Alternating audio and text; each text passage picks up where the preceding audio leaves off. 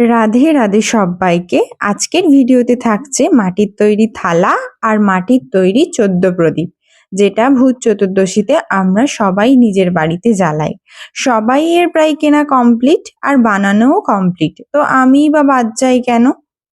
তো একজন বোনের আবদার ছিল যে আমি যেন মাটির থালাটা নিজের হাতেই বানাই।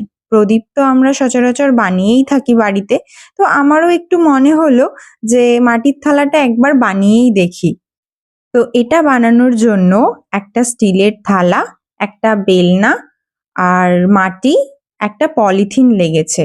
বানানোর প্রসেসটা আমি যতটা পেরেছি তোমাদের দেখানোর চেষ্টা করেছি। তো অবশেষে দেখলাম থালাটা মোটামুটি ঠিকঠাকই হয়েছে। আর প্রদীপগুলো শুকনো হয়ে যাওয়ার পর সেগুলো আমি কালারও করেছি।